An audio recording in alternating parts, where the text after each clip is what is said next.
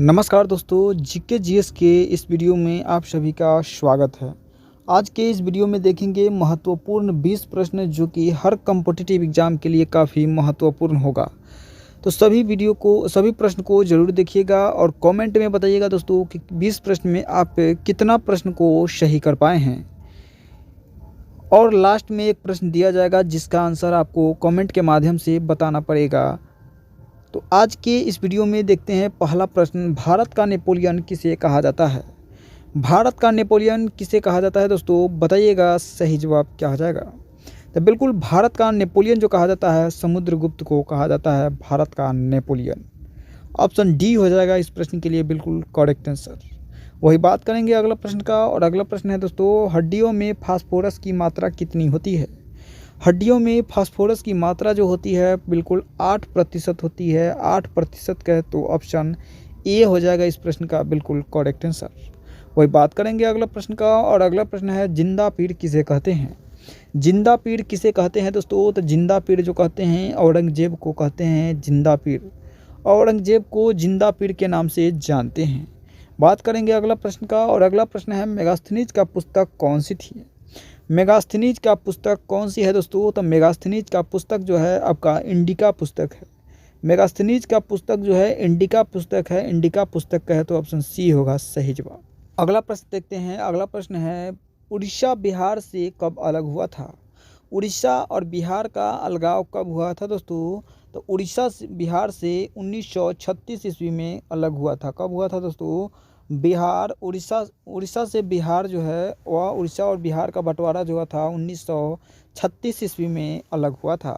वही बात करेंगे अगला प्रश्न का, और अगला प्रश्न है जानवर का संबंध किस सूची में से लिया गया में है? जानवर का संबंध जो है वो किस सूची से है दोस्तों, तो बिल्कुल समवर्ती सूची से है जानवर का संबंध। ठीक है दोस्तों, ऑप्शन सी हो जाएगा इस प्रश्न के लिए बिल्कुल सही जवाब हो जाएगा। अगला प्रश्न देखेंगे, और अगला प्रश्न है इंडिया नाम किस नदी से लिया गया है?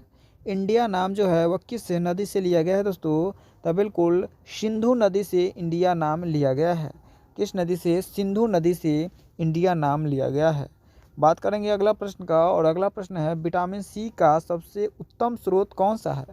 विटामिन सी का सबसे उत्तम स्रोत जो है आंवला है। आंवला जो है विटामिन सी का सबसे उत्तम स्रोत है। ऑप्शन बी हो जाएगा सही जवाब। अगला प्रश्न देखेंगे, और अगला प्रश्न है बादल किस कारण से वायुमंडल में तैरते हैं? बादल किस कारण से वायुमंडल में तैरते हैं दोस्तों, बताइएगा सही जवाब। तो बिल्कुल इस प्रश्न का जो सही जवाब हो जाएगा आपका निम्न घनत्व के कारण तैरते हैं। निम्न घनत्व ऑप्शन बी हो जाएगा सही जवाब। वही बात करेंगे अगला प्रश्न का, लक्षद्वीप में कितने द्वीप होते हैं? लक्षद्वीप में कितने द्वीप है दोस्तों, तो बिल्कुल लक्षद्वीप में द्वीपों की संख्या जो है आपका 36 है, यानी 36 ऑप्शन ए हो जाएगा सही जवाब। वही बात करेंगे अगला प्रश्न का, और अगला प्रश्न है चाणक्य का अन्य नाम क्या था?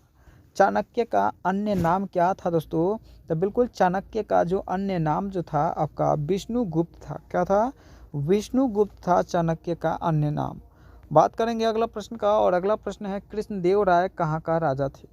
कृष्णदेव राय जो थे वो कहाँ का राजा थे दोस्तों, तो विजयनगर का राजा थे। ऑप्शन डी हो जाएगा सही जवाब। कृष्णदेव राय विजयनगर का राजा थे।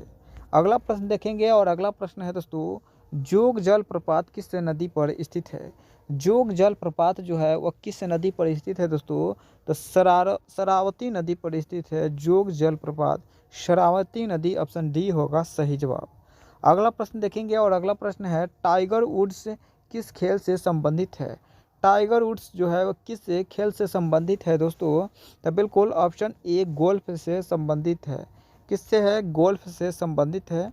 अगला प्रश्न देखेंगे, और अगला प्रश्न है बिहार बंगाल से कब अलग हुआ था?